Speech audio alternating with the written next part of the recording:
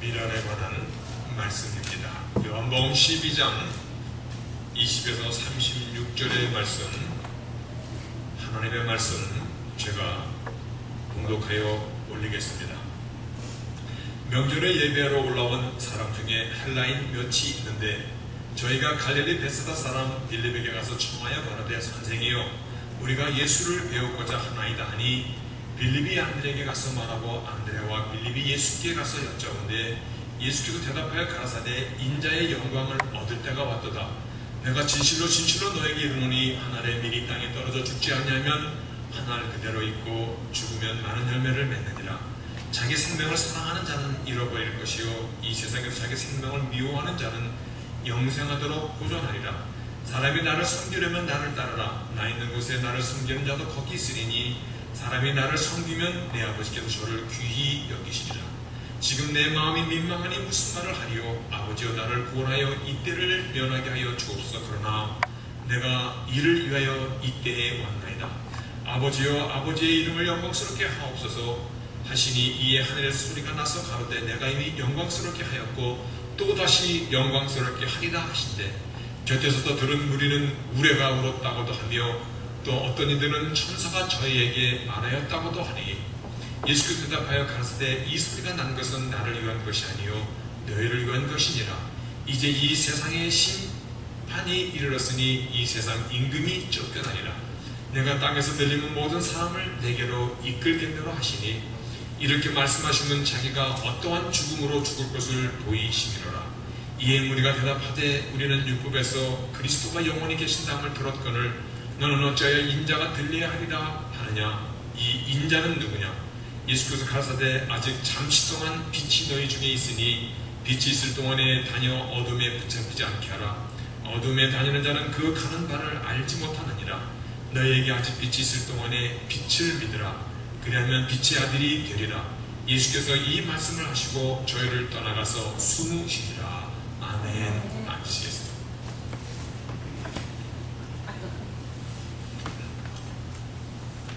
아는 집사님이 자기 그 셀로폰에 들어있는 손자의 사진을 보여주면서 목사님 얘가 우리 손자예요.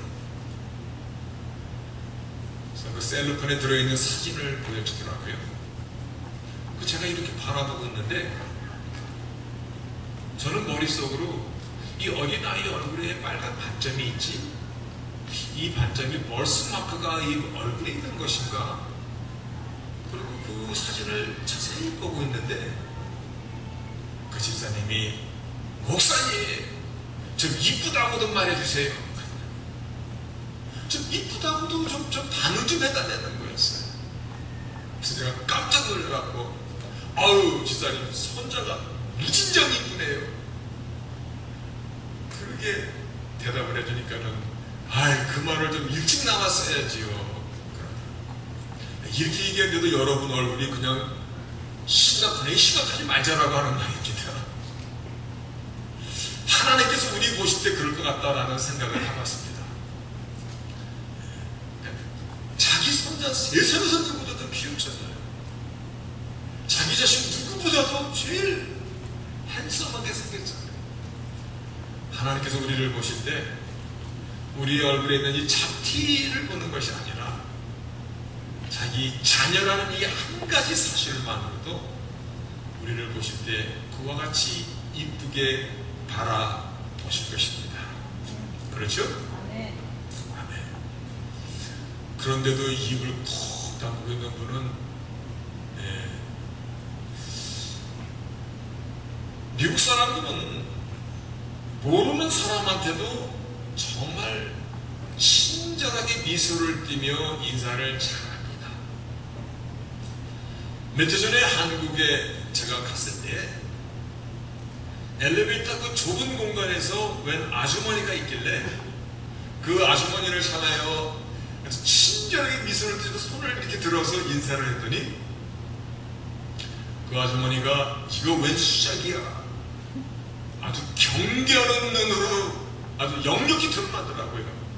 그 순간에 제가 참 이거 내가 지금 뭔가 잘못했지. 내가 지금 한국에 와 있는데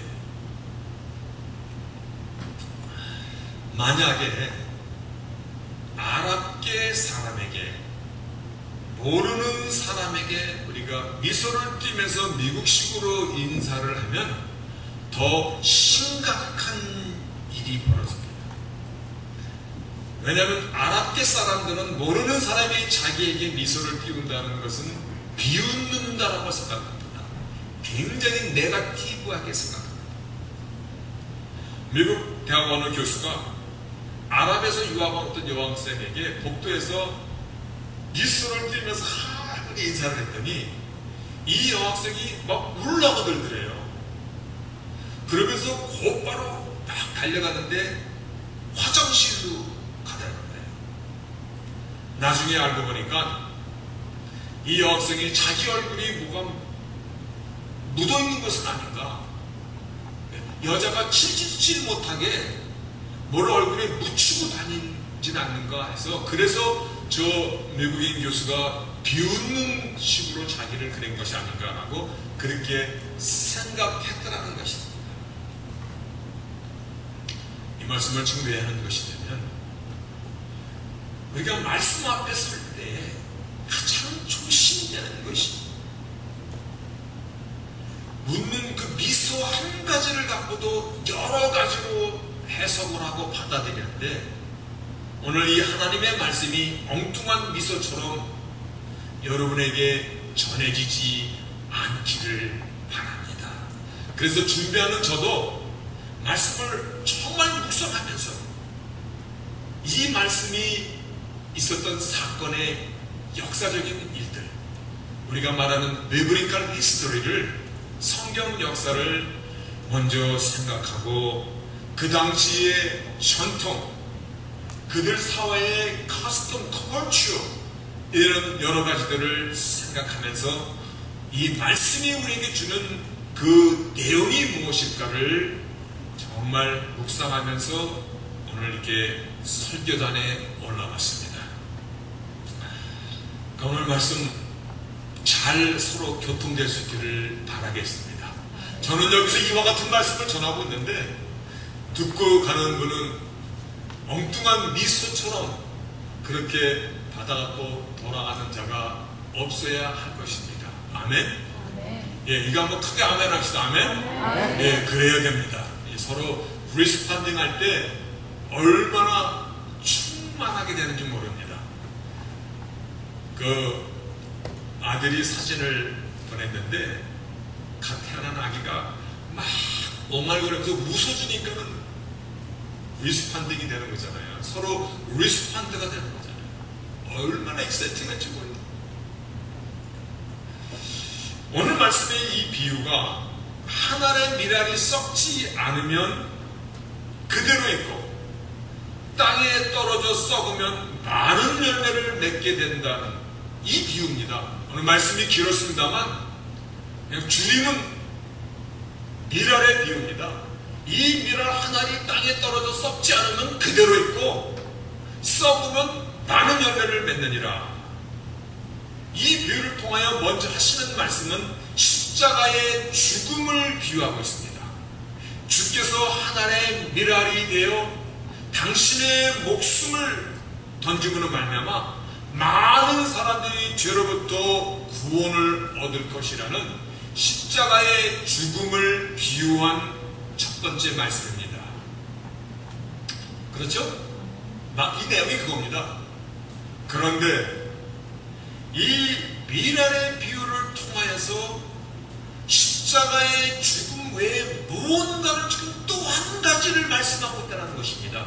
여러분, 자신의 죽음을 말씀하시면서 이 죽음 가운데 어떤 메시지를 함께 주고 있다는 것입니다. 얼마나 중요한 메시지입니까? 그냥 메시지가 아니라 당신의 죽음을 빗대어서 비유를 말씀하시면서 죽음 가운데 같은 메시지, 이 말을 다른 비유로 말씀하시면 유언의 말씀과 같은 강력한 말씀을 오늘 이 밀알의 비유를 통해서 우리에게 주시고 있다라는 이 생각을 떨쳐버릴 수 없는 대목이 오늘 본문 가운데서 몇 번 나옵니다.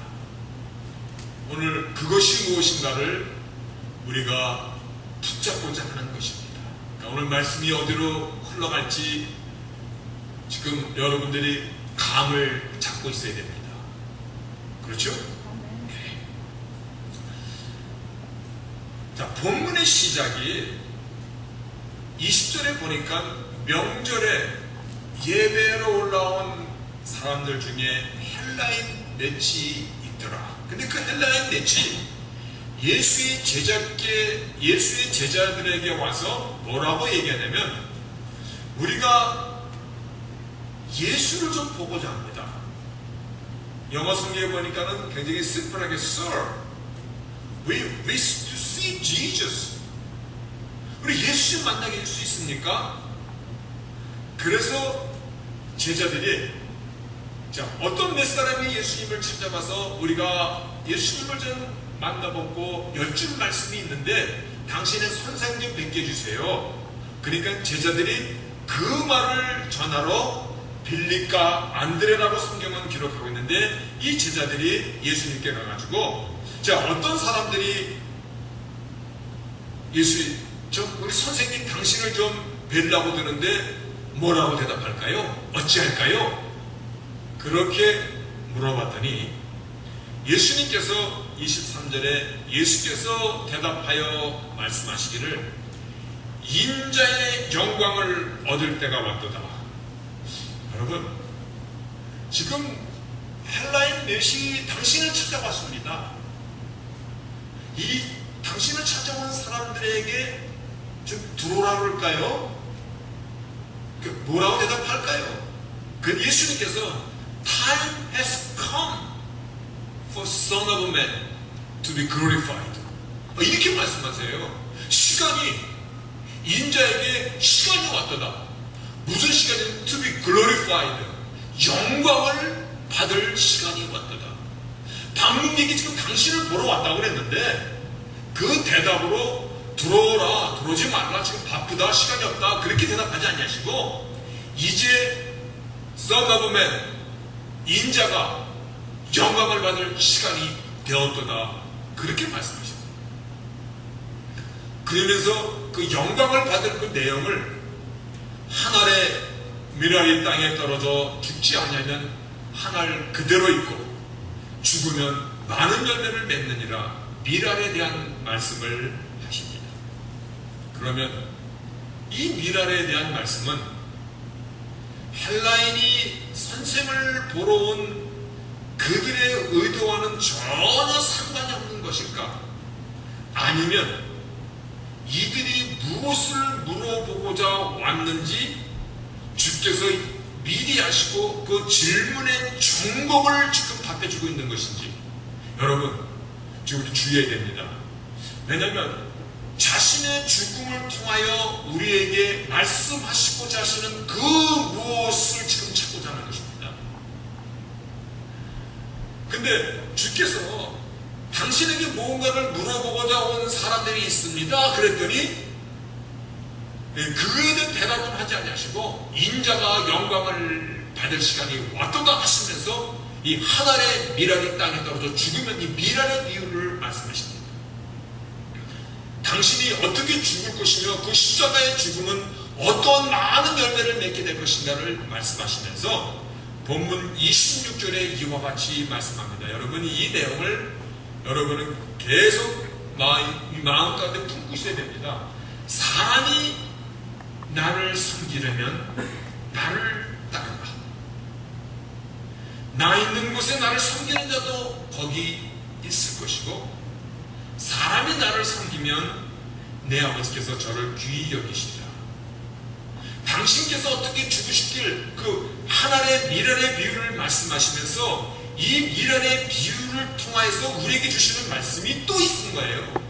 예수님께서 십자가에 가시는 그 죽음을 말씀하시면서 26절이 그 미랄의 비유를 하신 그 말씀의 그 의의가 어디에 있냐면 26절에 사람이 나를 섬기려면 나를 따를 것이고, 나 있는 곳에 나를 섬기는 자도 있을 것이고, 사람이 나를 섬기면 내 아버지께서 저를 귀히 여기시리라. 우리들이 붙잡아야 할 그 대목이 여기에 있다는 것입니다. 다시 한번 말하겠습니다.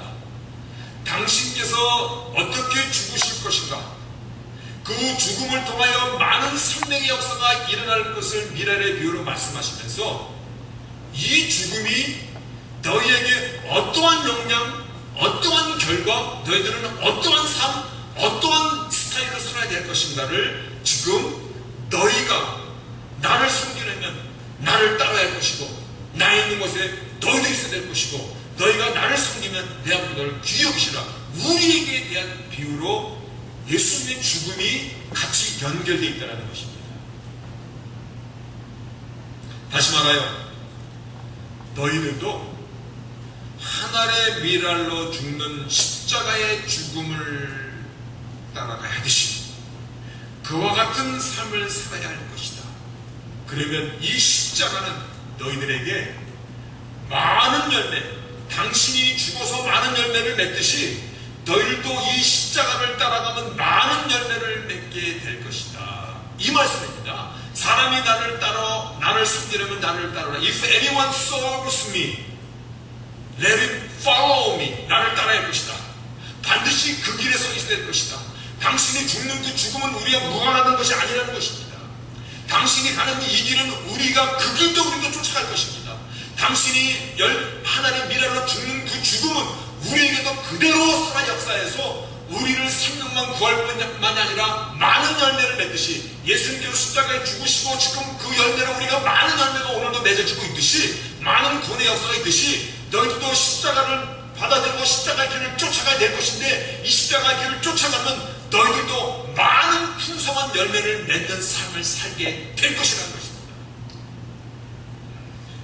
오늘 이 말씀은 우리가 어떻게 살아야만이 바른 인생, 아름다운 가치관, 복된 인생이 여전히 될 것인가에 대해서 십자가의 죽음을 통하여 우리에게 말씀하고 있는 대단히 중요한 메시지라는 것입니다. 우리가 주를 믿는다 하면서, 아니 주님을 쫓아간다 하면서, 우리가 주의 종이라고 하면서, 그래서 우리를 크리스천이라고 부르잖아요. 이 크리스천, 우리가 어떠한 삶을 살아야 할 것인가, 우리의 삶의 가이드라인을 십자가 당신의 죽음을 비유하면서 함께 지금 말씀해주고 있다라는 것입니다. 내가 나의 목숨을 바치면서 가는 이 십자가의 길, 즉 미랄과 같은 그러한 삶, 너희들도 나를 따라올 것이고 너희들도 이 미랄과 같은 삶의 라이프 스타일을 살아야 될 것이다. 즉 십자가가 너의 인생의 모토가 되어야 되듯이 너희들은 이 십자가 속에 있는 열매 맺는 인생을 반드시 살아야만이, 그래야만이 끝내는 나의 아버지께서 너희들을 존귀하게, 영어 성경에 보니까 My Father will honor you. 내 아버지가 너를 honor you, 존귀하게 하리라. 다시 한번 첫 말씀으로 가보겠습니다. 헬라인 몇 사람이 무언가를 물어보려 왔습니다. 무언가를 물었다는 기록은 없습니다. 그들의 의견을 무시하는 것이었을까? 아니면 그들이 알고자 했던 그 정곡을 답하여 주신 것일까?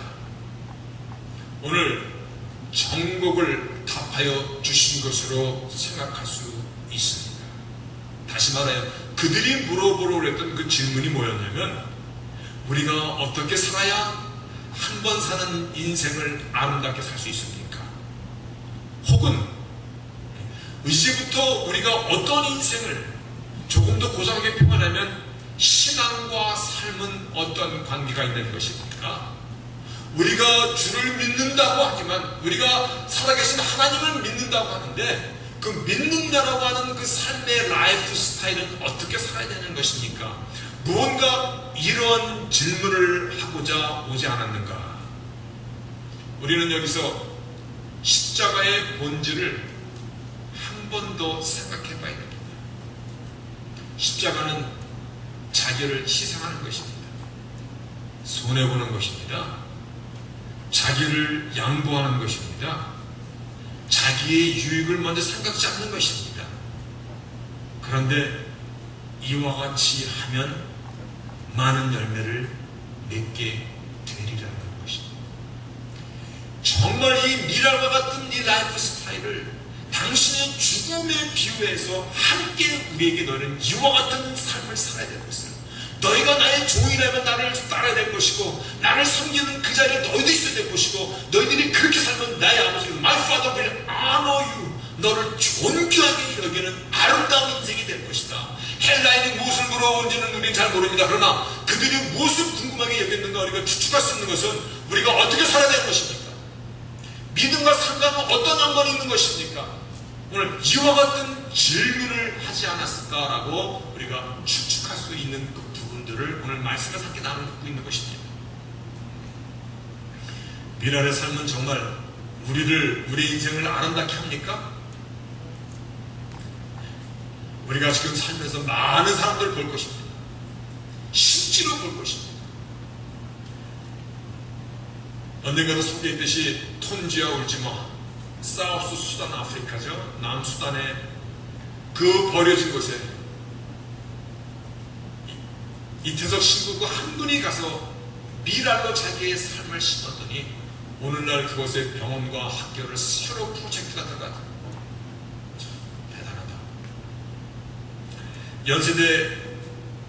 연세대학교를 가면 세브라스 장로님 흉상이 동상으로 딱 있습니다.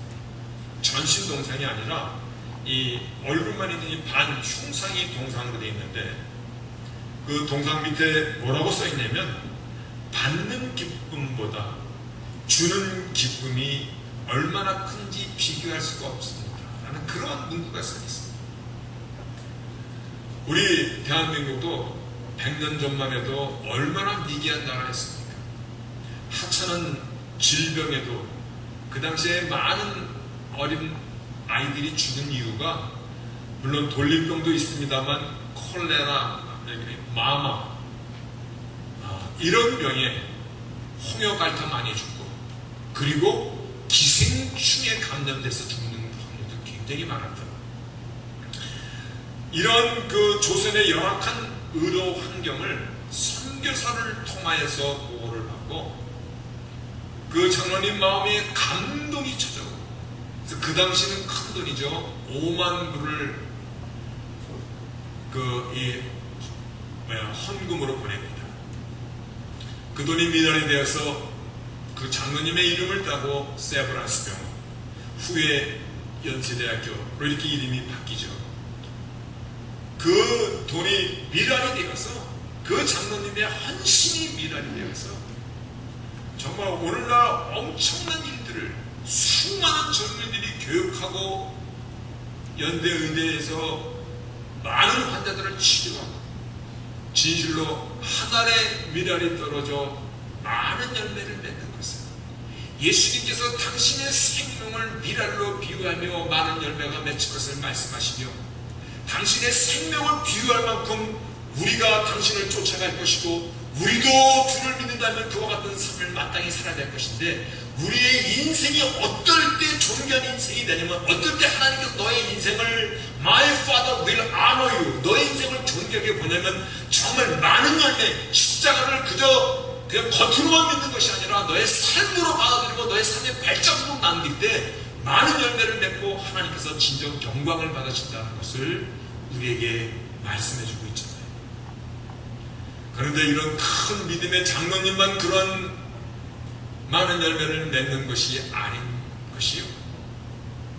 작년에 9월달쯤인가 한국에서 철가방으로 불리는 짜장면 배달하는 사람이 교통사고로 생을 마쳤습니다. 그의 이름이 제가 인터넷에서 찾아보니까 김우수, 우수한 사람, 김우수. 나이는 54. 그가 살았던 삶의 흔적을 보니까 고시원이라는 것이 한국에 있다고 하더라고요. 완전히 한 칸짜리 방인데 거기에 그가 남긴 유품이라곤 냄비, 전기밥솥 하나, 옷 두어 가지, 그리고 책상에 수북히 쌓여있는 감사 편지들. 그 사람의 죽음이 어떻길래 대통령의 영부인이 다 와서 그 상을 아파했고, 많은 정계에 있는 사람들이 그의 죽음을 아파하며 대한민국이 울었다라고 이렇게 기록이 나옵니다. 그는 한 달에 70만 원을 버는 사람이었습니다. 70만 원, 반값 내고 먹고 살려면 턱도 없는 돈이죠. 그런데 그가 그 열악한 자기의 삶 속에서도 자기보다 힘든 사람들, 어린아이들을 다 대여섯 명 매달 그들을 후원하였고, 혼자 사는 노인들을 찾아가서 그들을 섬겼고 그들과 친구가 되었고, 그가 남긴 책상에 편지를 하나 보니까 이디오피아 어떤 어린아이가 보낸 편지, 당신이 보내주는 후원금으로 우리가 한 달을 삽니다 라는 그런 후원 편지가 쭉 쌓여 있습니다. 누가 이 사람의 인생이 실패한 인생이라고 말할 수 있겠습니까?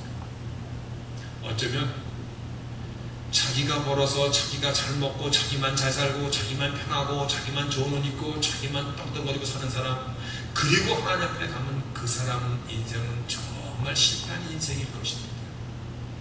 그렇죠? 오늘 너희가 나를 섬기려면 나를 따라와야 될 것이고, 내가 있는 곳에 너희도 있어야 될 것이고, 너희가 나를 섬기면 내가 지금 너희를 섬기면서 미랄로 죽고 이 죽음을 통하여 너희들에게 생명을 주듯이 너희들도 이 미랄의 삶을 살을 때 My Father will honor you, 하나님 아버지께서 너희를 존귀케 하리라. 십자가의 본질은 우리의 삶 속에 들어있음을 붙잡으시기를 바랍니다. 다시 말하여 십자가의 본질은 내가 죽어서 천당 가는 것만 그것이 목적이 아니라는 것입니다. 십자가는 우리가 이 땅의 삶 속에서 어떻게 살 것인가, 삶의 가이드라인을 우리에게 말씀해 주고 있다는 것입니다. 아멘. 예, 우리 이 사실을 확실하게 붙잡아야 됩니다. 그래서 십자가는 우리로 하여금 많은 열매를 맺을 뿐만 아니라 우리를 통해서 영광을 받으시는 하나님의 영광까지도 드러낸다. 그 내용을 십자가는 우리에게 함께 전하고 있다는 사실입니다.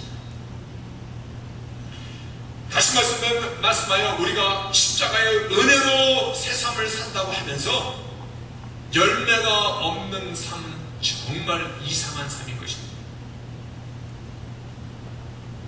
남들도 다 그렇게 사는데, 남들 그렇게 살아도 정말 하나님의 사람인 우리들은 그렇게 살면 안 된다는 것입니다. 주께서 무화과 나무가 아직 철이 아니어서 열매가 없는, 여러분, 그냥 열매가 없는 것이 아니라 아직 철이 아니어서 열매가 아직 없는 그 나무 앞에서 그 나무를 저주하십니다. 그랬더니 그 나무가 말라 비틀어져 버렸습니다. 아직 철도 안 됐는데 왜 그 나무를 저주했습니까? 오늘 주께서 이 비유를 통하여서 열매 없는 삶에 대한 하나님의 그 심판을 단적으로 보여주고 있는 것입니다. 정말 너희가 십자가에 그 하트가 있느냐는 것이잖아요. 너희가 정말 십자가의 이 가치가 너의 삶 가운데 지금 묻어져 있느냐는 것이잖아요. 우리는 이 십자가 때문에 오늘 구원에 선 사람들입니다. 십자가 때문에 오늘 하나님의 백성이 된 사람들입니다. 그렇다면 십자가에 있는 이 캐릭터, 하늘의 미랄이 땅에 떨어져 썩어서 많은 열매를 맺는 이 열매가 우리의 삶 가운데서 반드시 있어야 한다는 사실입니다. 십자가는 승리하는 인생을 확실히 약속하고 있습니다. 그렇죠? 확실히 승리하는 인생에 대해서 약속하고 있습니다.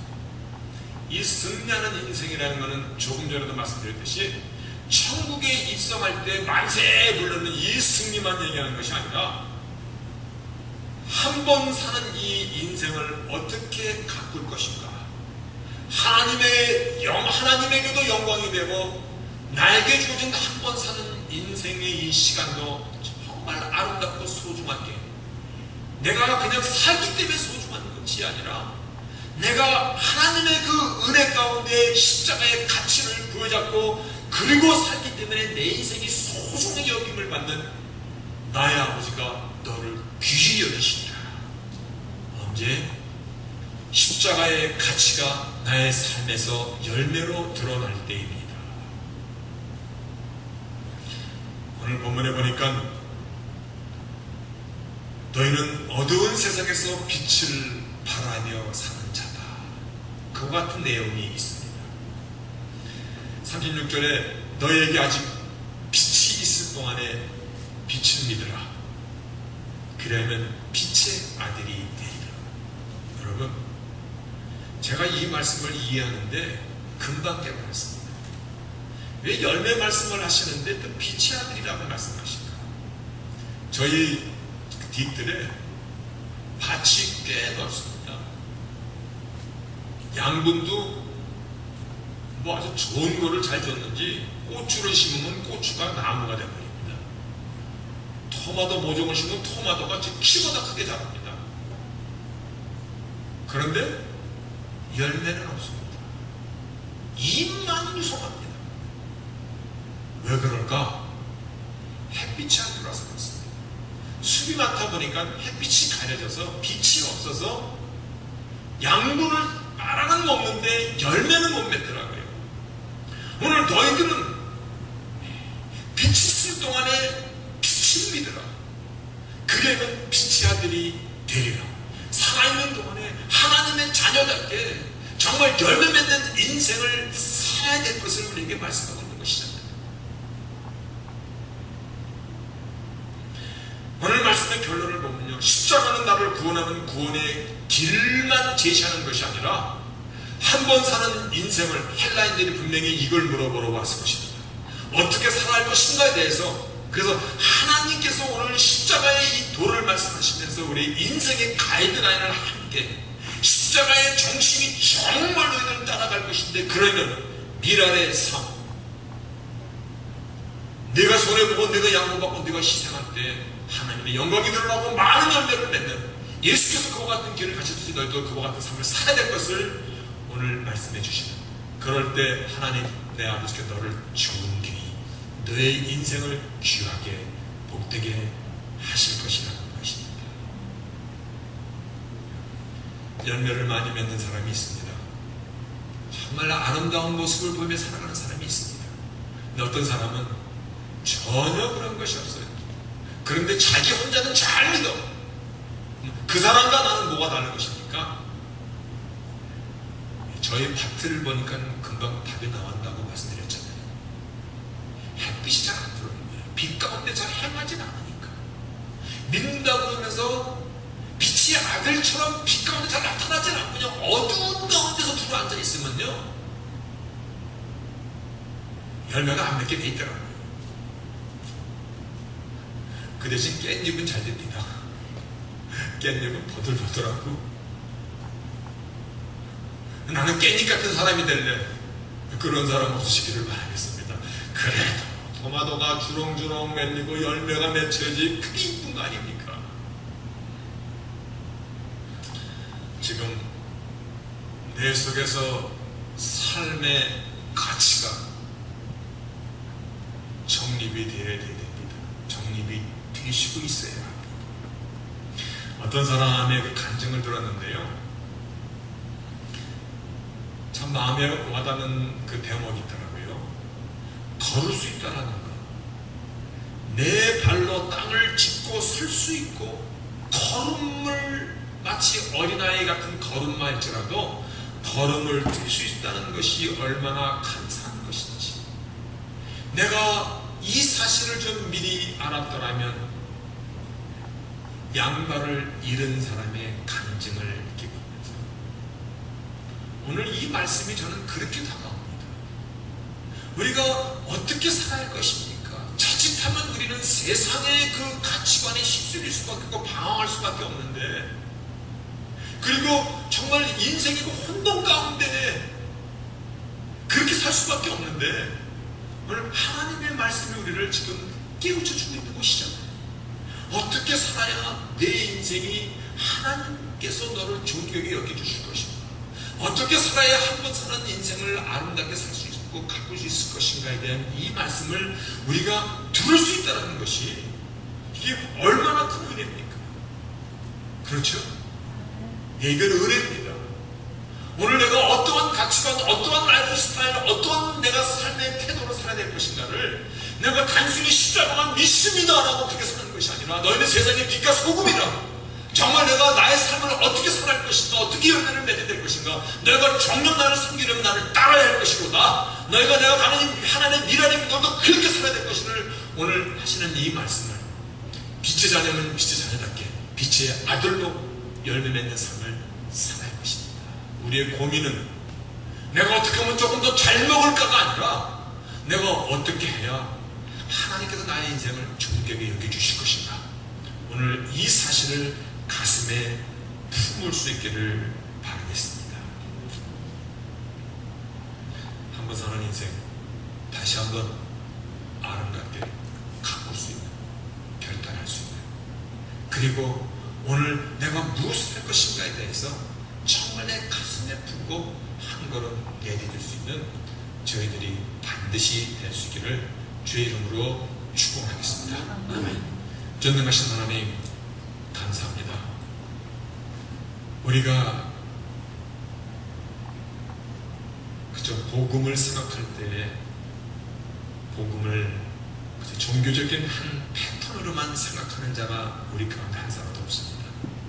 복음은 살아있는 하나님의 말씀이고 오늘 나를 내가 어떻게 살아갈 것인가에 대한 나의 삶의 가이드라인인 것을, 무엇보다도 우리가 열매 맺는 삶을 살아야 될 것에 대해서 하늘의 밀알이 땅에 떨어져 썩지 아니하면 그대로 있고 썩어는 많은 열매를 맺을 것이라는 당신의 죽음을 빗대어서 우리에게 열매 맺는 삶, 너희가 나를 섬기려면 나를 따라야 할 것이라는, 반드시 그래야 될 것이라는 이 말씀을 이제 우리는 빛의 아들이 빛의 자녀답게 빛을 믿는 자답게 열매 맺는 삶을 힘써서 살아가야 될 마땅한 의무가 우리에게 놓여져 있습니다. 그러나 우리가 정말 빛의 앞에 나오고 빛의 자녀답게 살면 마땅히 하나님께서 우리의 형편과 조건이 어떠 할지라도 하나님께서 영광 받으시는 많은 열매가 있음을 저희들이 붙잡고 아름다운 인생, 복된 인생을 살아가는 저희 모두들이 다 되도록 저희들에게 결단할 수 있는 큰 은혜를 더하여 주시옵소서. 우리가 나의 형편, 나의 처지는 그럴 수가 없습니다라고 그렇게 말하는 자가 없기를 원합니다. 말씀드렸듯이 짜장면을 배달하는 그 사람이 비록 작은 고시원 한 평짜리 방에서 자기가 살았을지라도 자기가 할 수 있는 그들을 하면서 그가 생을 마감했을 때 대한민국이 울었다라고 한국의 역사가 그 한 사람의 생명을 기억하고 있듯이 하나님 나라의 저희들의 삶이 그와 같이 기록되어지는 그와 같은 족적을 남기는 삶을 살아가는 저희들이 다 되도록 하여 주시옵소서. 감사하며 예수님의 이름으로 기도합니다.